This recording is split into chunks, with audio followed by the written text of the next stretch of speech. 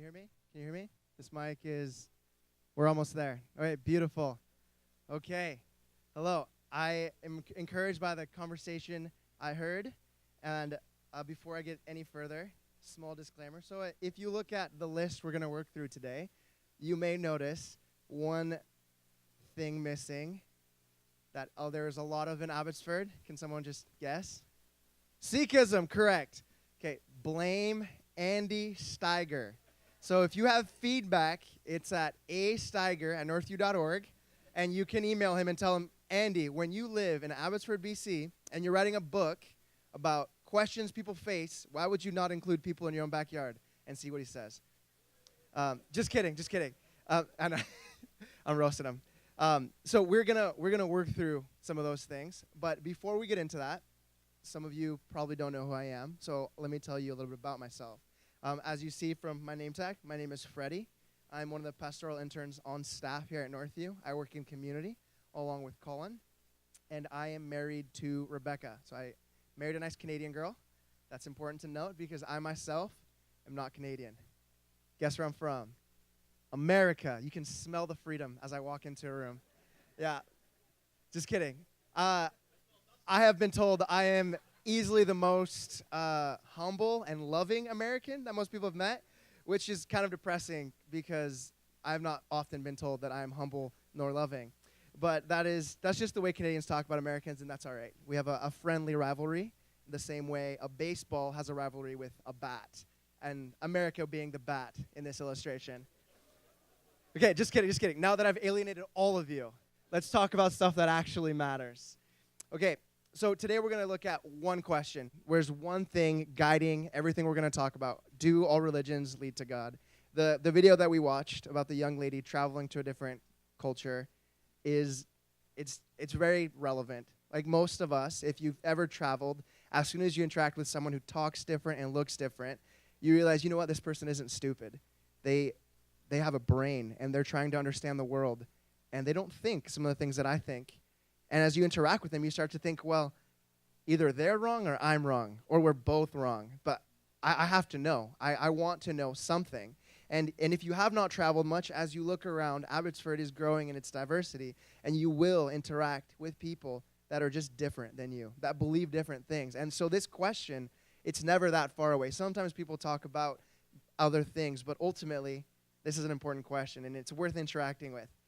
But every single question has a few assumptions behind that question, and this question is no different. So when people ask you, do all religions lead to God, there's a few things that they're assuming before they even ask that question, and I want to address some of those. So the first thing they're assuming is that God exists, right? So if all religions lead to God, God must exist. Otherwise, that's a silly question. And they're also assuming that the goal of the religion is to reach God. So if you want to look at your little graph or your comparison table, we're going to get to it here in a second. But at the very top, I want you to write, everyone assumes God exists and the goal is to reach him.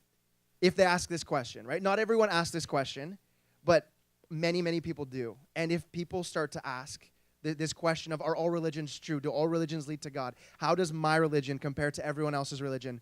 They're assuming that God is real and that the goal is to reach that God. That's really important as we start looking at some of these religions. So once you're done writing, you have a little bit more homework. So we're going to be working through this together, which means that you need a learning buddy. And this learning buddy needs to be someone who's smart, like charming, graceful, wearing a blue Oxford shirt from the United States, Mexican. Wait, that's me. What you need is just someone who is willing to talk to you. So most of you came with someone, so that's a great learning buddy. If you want to branch out, I also encourage that. So you have 10 seconds to pick someone at your table to be your learning buddy. And I want you to ask them, and they need to say yes. And if you have an odd number, you can make a team of 3. That's okay. The Trinity is also 3 persons, so we allow that here. Okay, so everyone should have a learning buddy, or more than one learning buddy. Tyson, you're looking mighty lonely. Do you have a learning buddy? Okay, the Trinity, I love it. Okay, so with this learning buddy, what we're going to do is we're going to work through this. So with your learning buddy, you're going to tell me if Hinduism believes there is a God, what the goal of Hinduism is, and what the problem that Hinduism is trying to address. So I don't expect you to know everything. Part of us doing this together is that you'll be learning something.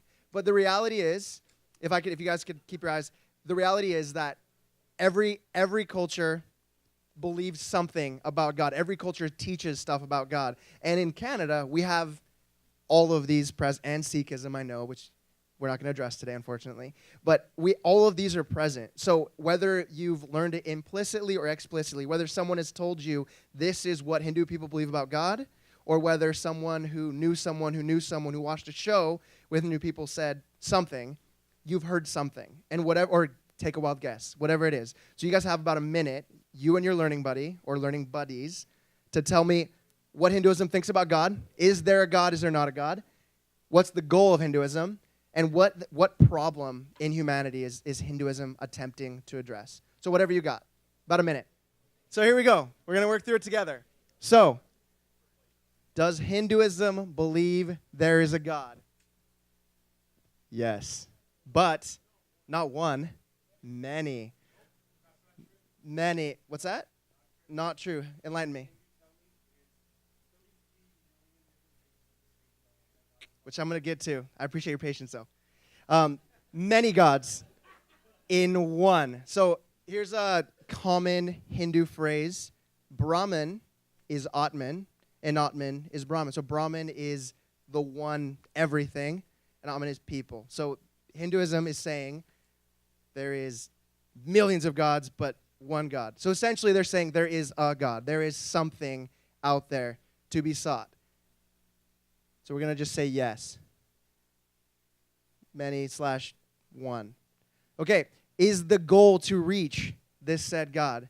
Well, in Hinduism, no. The goal is to break free of reincarnation. People suffer and die, and they're trying to get out of this suffering and dying to become one with Brahman. So the goal is breaking free of reincarnation. Breaking free of reincarnation. So the problem with humanity is what?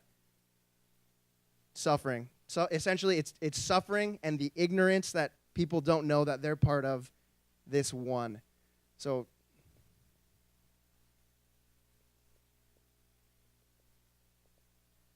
okay. Now, next one is Buddhism. So again, you have about a minute with your partners, learning partners, and say whatever you know, think, whatever you've heard regarding Buddhism. All right, so now we're going to do Buddhism. All right, if I can have your attention. All right, so whatever you got, you and your learning buddy. Buddhism. Does Buddhism believe there is a God? Well, similar to Hinduism, no, but yes. So there is not a God, but there is a impersonal oneness. There is something. It's a force or an essence, but it's not a God. It's not something that can be known. So we'll just say essence. What's the goal of life in Buddhism? Nirvana, that's right. Nirvana, which is end of desire. What's the problem that people are trying to escape in Buddhism? I heard someone say it over here. Suffering. It's just suffering. This gets you rid of suffering. You have no desire. You become one with this essence. The end of pain. Okay, next one, Islam. So again, you and your learning buddy, back in whatever you've heard, whatever you know, just tell me, write something down. All right, so Islam. Does Islam believe there is a God? Yes. All right, thank you, Sean. Yes. Is the goal to reach this God? No, the goal is paradise. Like the song. I'm not going to sing for you, though. Paradise. Okay, and then what is the human problem according to Islam? Human problem is that God is going to weigh your deeds. So you're going to be weighed, your good deeds versus your bad deeds. Good deeds gets you paradise. Bad deeds is not. So we're going to say That's an E. Yikes. Deeds. Good, bad. Okay, the next one, let me explain a little bit. So in Andy's book, Thinking, he addresses scientism as a religion. Now, scientism is not a religion in the normal sense of the word. So normally when people say religion, what they mean is rituals and beliefs associated with those rituals about God or something out there, about the transcendent. Now, scientism doesn't believe in a God, but scientism has similar convictions and beliefs based on how the physical world works. So even though it's not a religion in that it doesn't say something about God, it's a worldview. So it functions very similar to religion in that it is a way to view the universe, how everything holds together, how everything works. So whatever you've heard, so scientism or physicalism is another way of talking about the same thing. So how would physicalism, scientism look at these questions? Is there a God? What is the goal of life? And then what's the human problem? So again, about a minute with your learning buddy. If you have questions, direct them to Sean. All right. Now, scientism or physicalism. Is there a God? No. There is nothing non-physical. What is the goal of life in scientism? This one might be a little bit tricky. What's that? Yeah, so moral life. And we're going to add in knowledge. Moral, that's an R in there. Knowledge. Okay, so through science, everything in the world can be explained. So everything that you need to know about the world, you'll know. And you're trying to be nice to people as you all move through this world. What is the problem in scientism? Pardon me? I guess, but if you hold this, you probably don't believe that. So I'm going to say just death. If all there is the physical world and everything gets explained by science through natural laws, that's great, and the world makes a lot of sense, but everyone dies. So that's kind of a problem. I don't know. If you've never heard that before, I'm sorry that you heard it here. But that's how the physical world works. Everything is corrupting. It's breaking down. So in that worldview, in scientism, physicalism, that's the human problem, is that everyone's moving closer to death. Okay, the next one is Judaism. So this one is a little bit trickier, but let's see what you and your learning buddy can get together. So you have, again, about a minute and a half. Okay, now for Judaism. Does Judaism believe there is a God? Yes. Okay, but this is kind of a trick question. Yes, and actually no. So Judaism has a religious history of thousands of years, and the religious belief system is mixed with an ethnic heritage. So religiously, people, yes, absolutely, there is a God, but also if you know anything about the history of the world, what happened kind of in the 1940s, a lot of people died.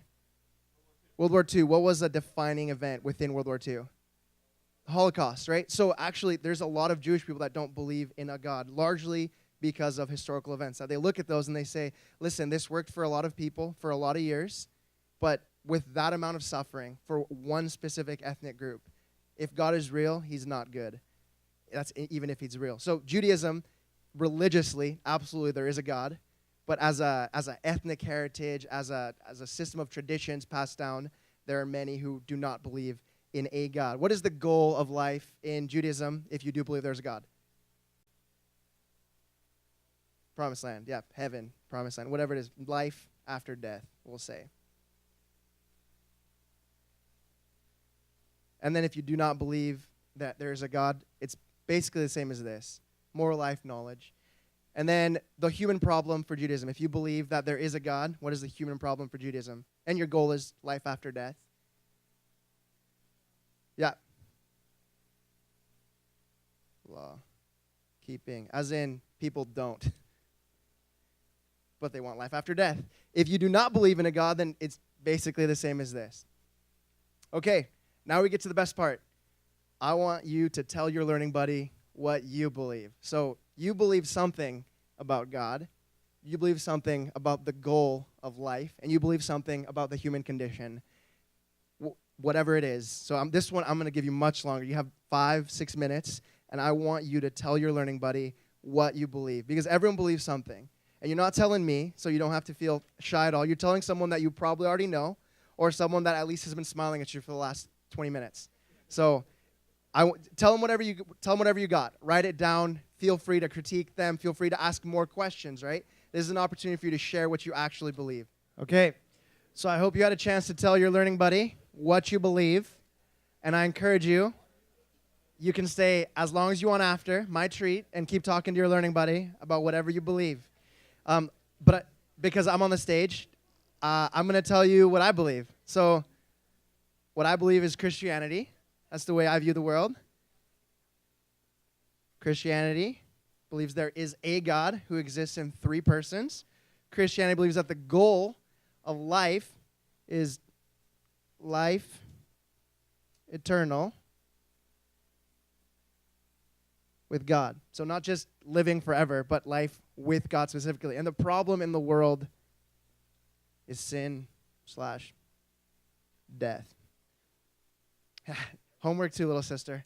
Okay, so remember our question. Our question was, do all religions lead to God? So as we look at, as we look at this chart, we start to see, well, all religions are saying something, but they're not even really addressing the question in the same way.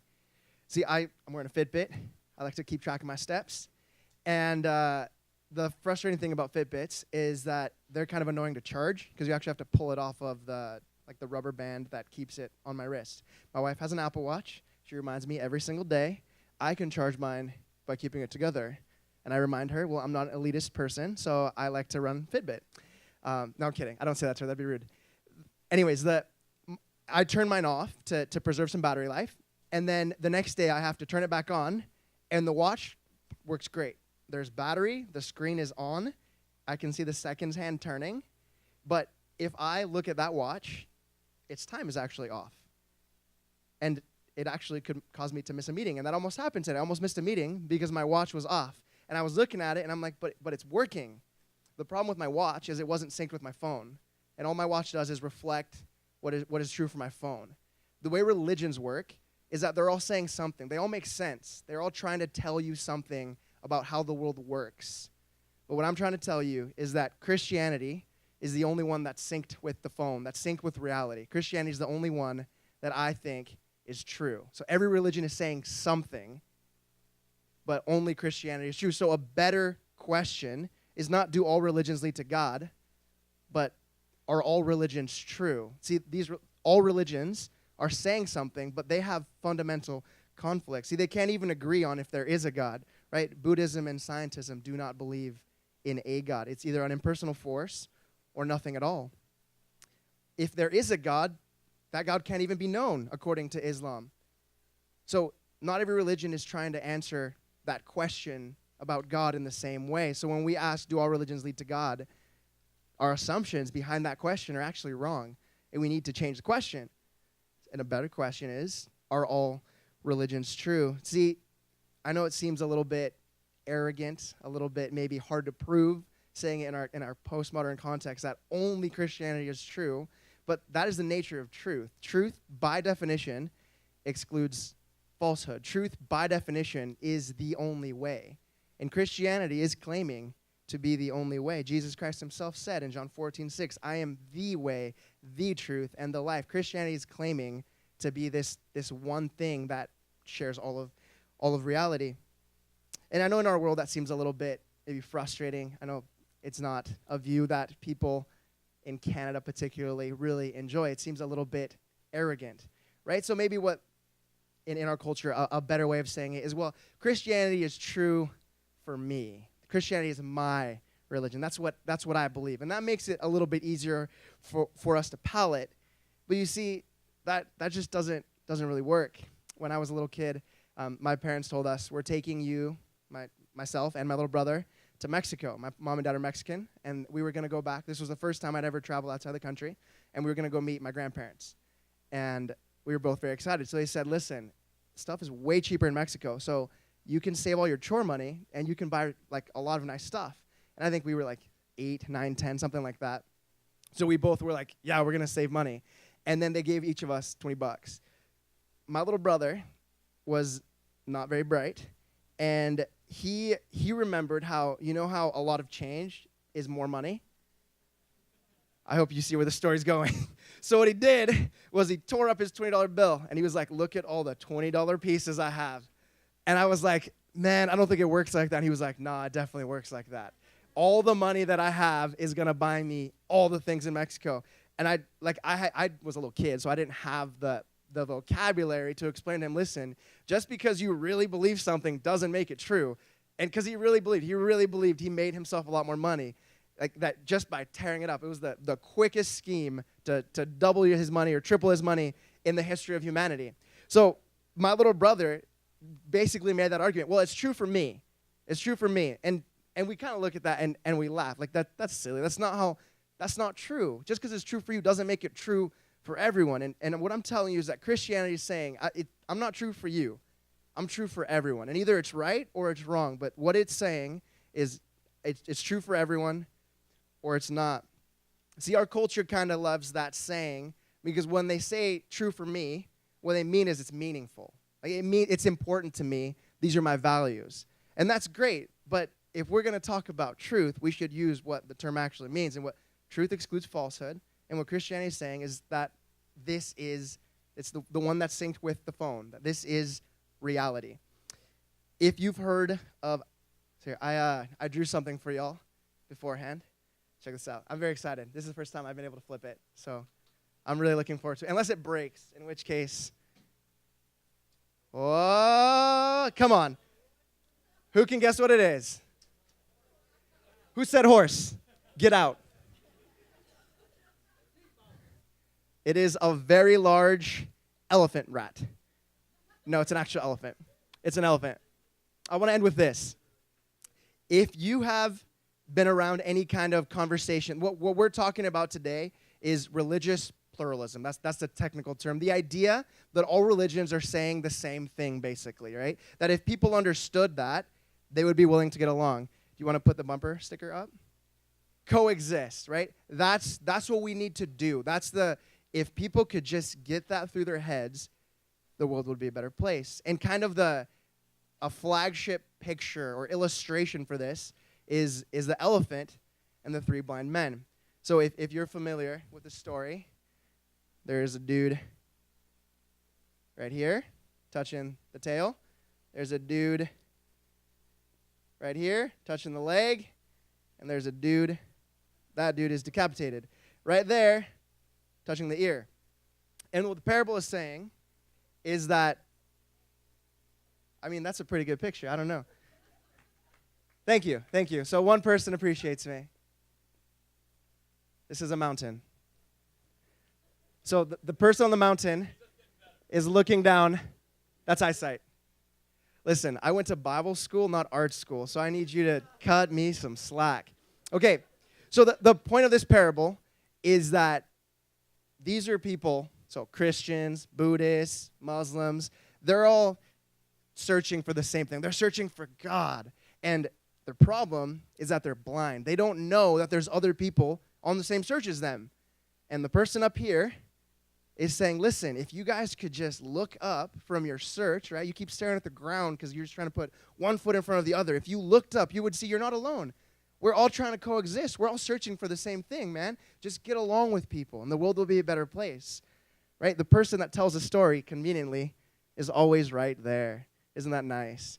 But that the story kind of breaks down. See, because the person who's telling it to you is making the biggest truth claim of all. They're saying, you guys in your searching, in your striving, in your thinking have missed it. But me, in my searching, in my striving, in my thinking, I have arrived at reality. I've arrived at true knowledge. And true knowledge is where I'm standing, that anyone who's pursuing these religions, they're all after the same thing. I hope you can see that claim is no more arrogant than Christianity saying, we're the only way. Because Jesus said, I'm the way, the truth, and the life. Christianity is saying one thing, that God reached out to you, that Jesus Christ came to earth. God came in the flesh and reached out to you. Christianity is saying, you were searching for God, but you were never going to find him. But God reached out to you. So this parable, it's true in a sense, right? Because we are these blind men. We're just trying to understand how the world works. We want to know, and that's a good thing. I want to encourage you in that. You should keep asking your questions because we do want to know. But the frustrating thing is that you're never going to find it just by searching. You need God to reach out to you. And the Christian story is that God did. God sent Jesus Christ to come to earth, to live a perfect life, to teach us things. It was recorded in the Bible for us to read, and we can know that character, that person. And Jesus said these, I'm going to end with this, is one of my favorite verses. Jesus saying, and I, when I'm lifted up, will draw all people to myself, out of the Gospel of John. What Jesus is saying is what I came on earth to do is draw you to me. God came to you. What are you going to do with that fact? That's reality. God came to you.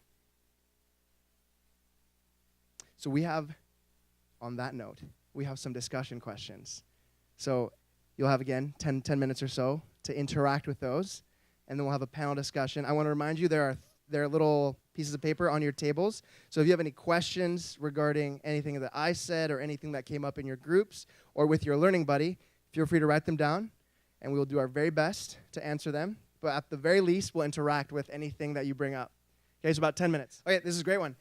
If the goal of Hinduism is to break free of reincarnation, right, of that cycle of death, life, death, life, death, life, and become one with their God, would that not mean that the goal is their God? So that's a great observation. So in a sense, yes. So feel free to jump in after me. But in a sense, yes. Then their goal is their God, but not in the same way that a Christian would say their goal is their God. So Christian doctrine says that God is personable, that God is a person that can be known, right? And in Jesus Christ, a person that could be touched and heard from and cried with, where in the God of Hinduism, it's a force. So you become one with that force, but then there is no more you. You become one with the essence, where Christianity says you die, but then raise again. So you continue to exist, and God continues to exist, but you have a relationship. Do you kind of see this distinction? So at a surface level, they're very similar. You are pursuing God, but they mean very different things by saying God. So that was kind of the point of the talk tonight, right? When people ask, do all religions lead to God? We're using the same terms, right? Religion and God, but we don't necessarily mean the same things, right? And I'm not trying to make you all little lawyers who go after people. Like, you said this word, but what did you mean? But on things that are this important, right, the way you view the world, it's always helpful to get someone to clarify what they mean. What do you mean when you say God? What do you mean when you say eternal life? What do you mean when you say religion? Right? Those are great questions to ask, and most people are quite willing to tell you, right? They believe something, and belief is evangelistic in that sense. You want to share what you believe, or you wouldn't believe it, right? No one knowingly believes things that are untrue. Right? What we believe, we think is true. That's why we believe it. Who asked the question? Does that answer you? Yeah? Anybody else want to follow up with that? Extra question?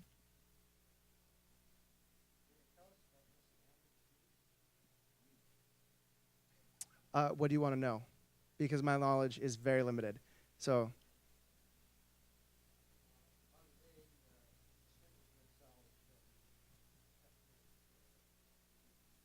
Okay, so Messianic Judaism, so the term Messianic means that they accept Jesus of Nazareth was the Messiah. So they do believe that Jesus Christ was sent from God. Where they would break off from Christianity that was unintentionally funny.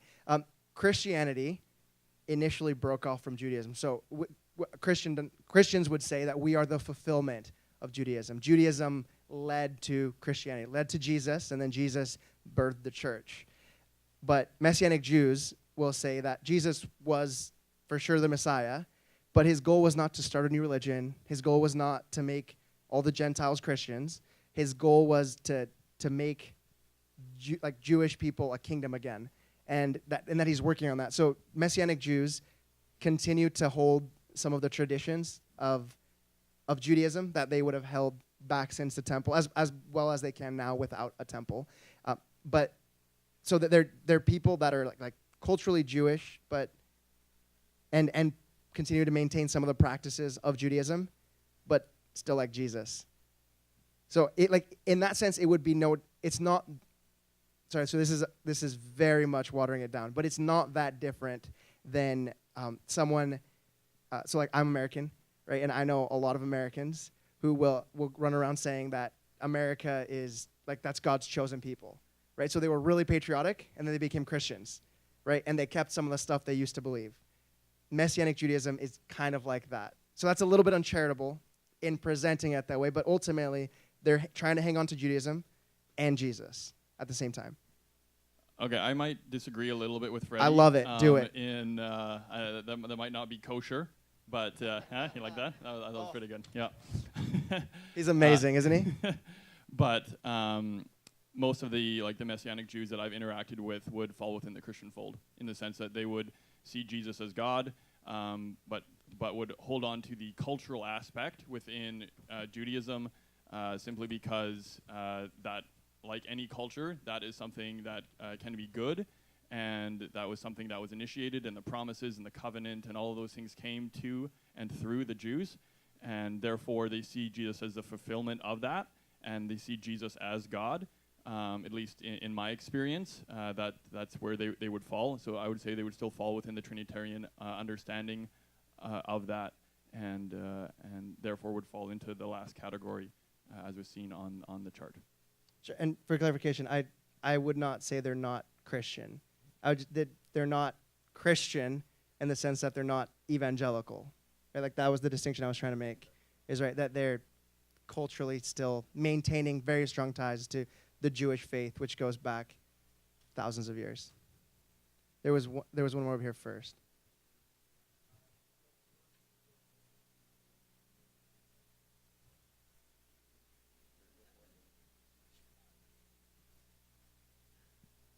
I don't have a ton of knowledge on this, so I'll give a short answer. Some would hold within Sikhism that it would be monotheistic as well. That isn't that doesn't span all Sikhs, but some within Sikhism would hold that, and so they would believe in a God. The afterlife. So Sikhism arose, and it was an offshoot of within India out of the Muslim faith, so the Islam, as well as I believe it was Hinduism. So I think it broke off of both of those, and so it has remnants of both of those within it. The particular role of God being other, or that whether they're seeking that, I'm not sure on that. So that's the limited amount that I know. Sure. Okay, that's a great question. Do you want me to take a shot at first? Okay. Yeah. Sure.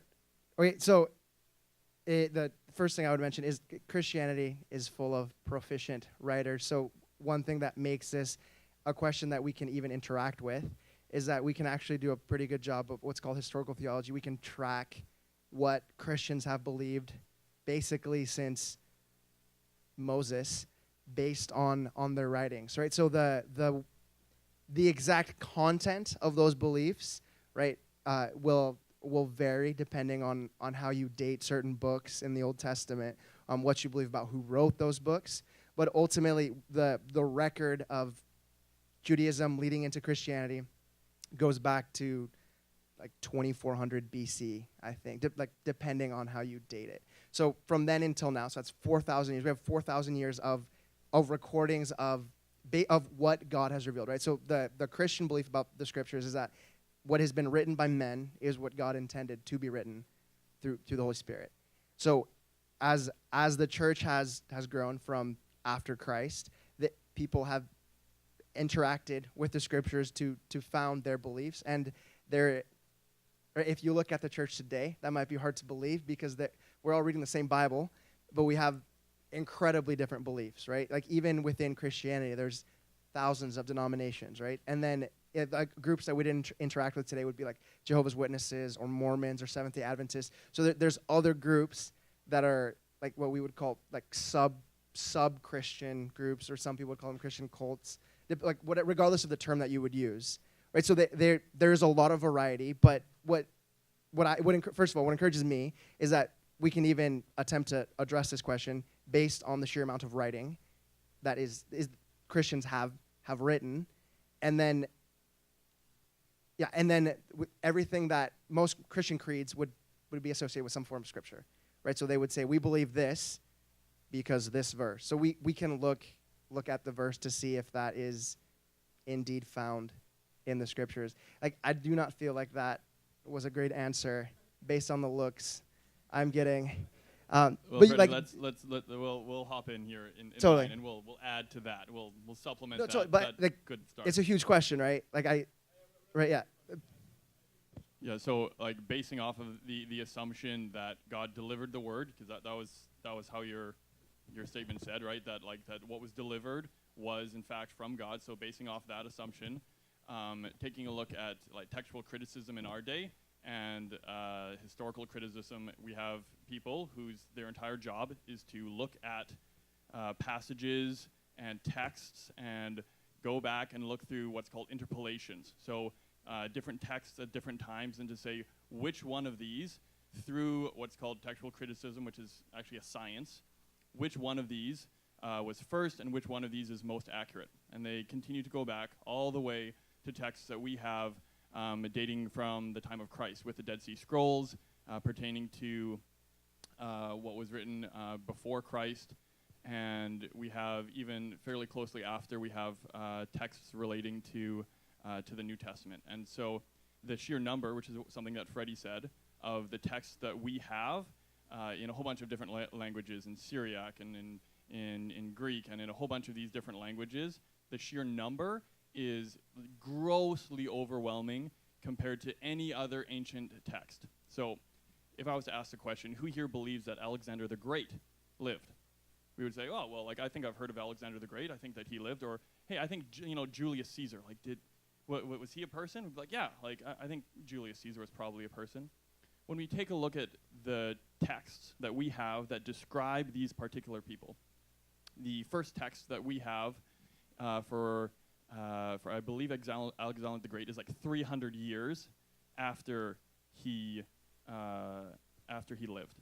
And that is like a few texts that we have of his particular person writing about him. And so we're like, oh, like, this actually doesn't seem that strong.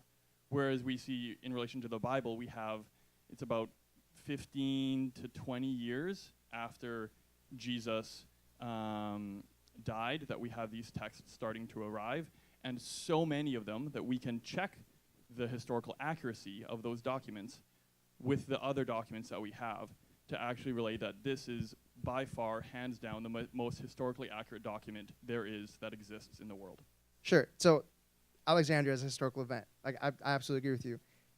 But to extrapolate from one historical event that was a common Christian practice, no, sure. So I'm quite happy to interact with that, but you're asking a question based on a very particular understanding of history. So essentially you're saying that if that is true, that Christians were eliminating anything that could rival their religion, right?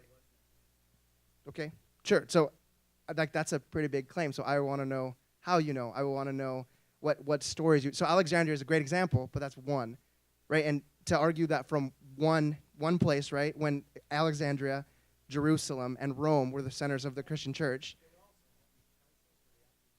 Totally. Yeah, absolutely. Okay, so that's a different question, and also a great question. Yes. Okay, so your question is what made it into the canon? Well, I was just going to say that, I mean, when we look at the scriptures that we have today, as Christians, we believe wholeheartedly that God is in the process of bringing to us what we have today. And I would look at the Bible just like I would look at any other ancient text. I would say that we put it through, what the other ways we address other documents. So historically, we talked about the scriptures that have been brought in there. I mean, just like we talked about, does God exist? There's a cumulative case for the scriptures. Not only do we believe that, it was inspired by the Holy Spirit, it was brought through all these years to what we have now, but I think we can put it up against scrutiny, just like any other ancient text of the past. And that's what I'd just add to that. Does that make sense? And I just wanted to affirm your question about the canon. I would say that's a great question, and the Council of Nicaea and how they actually interacted. What was the criteria through which these books came in, or were said, no, actually this doesn't fall within canon? And there's a particular criteria that that is a little bit more of an extensive of a question that I think would be great to interact with, if not tonight, then next time as well, because that's an important question and one that causes, it puts a lot of doubt on the validity of the Bible. So sorry, were you going to go? Okay, I completely agree with you. If you look at church history, which it sounds like you have, right, then there is a significant amount of stuff that makes you, why? Right, and it's hard absolutely to explain. And the reality of that doesn't necessitate that everything they believed was wrong. So a lot of what you referred to is stuff that happened within the Roman Catholic Church, right? And the reason that we as a denomination exists, right, within Christianity is because in 1517, people like Martin Luther, or in 1516, Martin Luther started reading a Greek New Testament, and that Greek New Testament was something that he would not have had access to underneath the Roman Catholic Church. So you're absolutely right that there was a significant amount of censorship, right, if you're comfortable with that term, within the Roman Catholic Church based on certain practices of the Roman Catholic Church. But what we're saying, what evangelical Christianity, if you're familiar with that term, is an attempt to try to go back to the original sources as close as you can get to Greek, Hebrew, Aramaic, to what actual people wrote or actual people copied so that we could know God, right? So what we're saying, the whole point of tonight, was that we can't know God just by looking. We need God to reach out to us. So the question you're asking is the most important question, in my opinion, that anyone could ever ask, is how much of the Bible is true? Is the Bible true? And what does it teach me about God? And I commend you on that. And I think it is true. I think based on our translations today, based on Greek and Hebrew rather than Latin, based on manuscripts, like that he said, like the Dead Sea Scrolls, things like that, gives me great confidence that this is actually what was written. And as you're reading the scriptures, you'll find little footnotes. They're called textual variants, right? The existence of those gives me great confidence that what I'm reading is actually what was written by the first people. Because what those tell you is that we have 2 or 3 or 4 or hundreds of sources that use a slightly different word or a slightly different spelling or a different, or a different translation of the same word, right? Which tells me that we have a lot of sources, they still mostly agree, and that someone spent, right, this is a time before printing presses, someone spent a great deal of time and energy writing something down as close to the original as they could because they thought it mattered. And if it was a revelation from God, I agree with them, I think it mattered. And if someone spent that much time, I'm going to give it, not to claim ignorance, but give it the benefit of the doubt. Totally. Oh, okay. Yeah, So we appreciate your question. We really do. But we want to kind of get other people an opportunity. That's a if you want to talk thesis. about it after, that we're happy to. Absolutely. Sure, I had a question. That's exactly the kind of questions that we want. One where we're really wrestling with that and trying to discern those difficult things. That's why we're here. Yeah, so I can go into it a little bit more. So the process itself is that at the time that the apostles are writing these letters, so the Apostle Paul, and you have those who are in leadership in the church who are writing these particular things, these letters are sent to these different churches and these different people. These letters are then copied and redistributed. And so over the process of until 325, which is the Council of Nicaea, over this particular time, this process, when all of the bishops from the known Christian world at that time, so we're talking like several hundred people, I think it was about 350 or so around there, come together, and they're coming to discuss some of these primary issues to see if there is uniformity on that which is believed. And so one of the topics, for example, was on the divinity of Christ. There was somebody at that time named Arius who said that Jesus was not fully God. And they had a vote at that particular time, and they recognized, oh, guess what? In this, we have, out of everybody, the 350 or so, we have like a couple people, like 3 or 4, who didn't actually, 2, there it is, who didn't actually sign this particular creed that was made, which pointed to the divinity of Christ. Now, that doesn't mean that, again, Arius actually arose, and that depending on the particular emperor who came in, then they supported him, and then more people started to believe, and it went back and forth for a little while. But the point is that at 325, at Nicaea, when they gathered together, they were not just blindly choosing which books came in, but they had a system. So one of the systems was, who wrote it? Do we know the author? And if we know the author, we know that they had generally apostolic authority. And if that's the case, that was one of the criteria. Who wrote it? The second one was, like, how widely distributed is this? So there was a guy named like Shepherd of Hermas, and he, his book almost made it in. They were like, wow, like there's some really good stuff in here. But then this is the third criteria. They start to take a look at the totality of the book, and they say, does this fit with the scriptures that we know in the Old Testament that actually correlate? Does this fit? Is there uniformity? Does this actually correlate with what we know is true that God has already revealed? And we say, no, actually, there's some things in here that we know that like actually don't fit. And so they're like, nope, it might be great, but it's not divinely inspired. Another one is time. How early to the actual death of Jesus were these books written? So all of the books in the New Testament are written in the 1st century. The last one debated is about 90 AD, which is written by John. And so when we take a look at that, when we take a look at the books like Gospel of Thomas or some of these other books that are written afterwards, the reason why those are not included is that those are written in the 2nd century by people who take the name Thomas, even though Thomas is long dead, and they write stories about Jesus' birth and how he made pigeons out of clay and then he brought them to life, and how he struck other children dead when they weren't listening to him, and like crazy stories.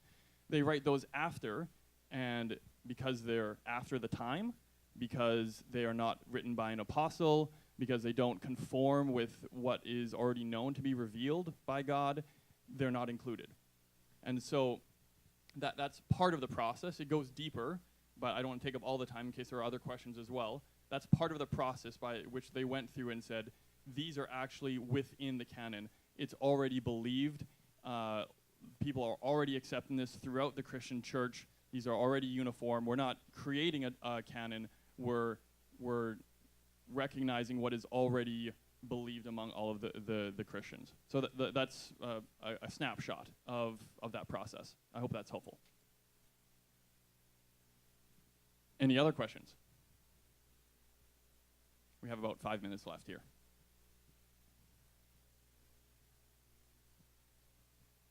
If there's not, I have some on my phone that I did not create, but that... These are our friend Steve again. If you remember Steve from last week. Yeah. He also had questions about this conversation. Yes, Ryson. Yeah, you're talking about like the pseudoepigraphia and the Apocrypha and other... and other books that have been added in for the most part, like the Apocrypha. Again, this is getting a little bit technical. I want to move away to maybe some of the primary focus, but I'll answer this maybe like quickly. So the Apocrypha was something that was debated for a while whether it should be in or not. Those were the books that were written after what we would consider the last book in the Old Testament. and there's about a 400-year time frame before Jesus comes that there are questions pertaining to, like, what goes on during this time? Like, does God speak to his people or not? And so some books were written, 1st and 2nd Maccabees and Bell and the Dragon, and like some of these other ones that were written during this time. And the question is, are these authoritative in the same way as what has been accepted throughout the history of the church and the Jewish history as well? Are these the same level of authority? So when Jerome, he's a church father in the 4th century, when he writes what's called the Latin Vulgate, which was the premier copy that was then continually copied furthermore. He was like the super academic smart guy who was able to translate all this stuff into Latin. When he does this, he adds a section of the Apocrypha, but he makes the clear distinction that it's not the same, but it's still important. And so as church history progresses, if I remember it, as church history progresses, that comes to be in certain traditions, that comes to be a part of it because it was in the book, so to speak, but it had still been separated, as in, like, these are different in their authority, but are still valuable. Some included in, some do not. That's maybe like a general, like a quicker answer of that. Yeah. But I would love to get maybe back to some of the... In 2 minutes. I know, in 2 minutes. Maybe if there's one other question that maybe kind of refocuses in on some of the material that Freddie was highlighting, or other questions pertaining to do all religions lead to God. If not, then I'll toss one of the questions I have on my phone from Stephen. Okay, I think that is all that we have for tonight.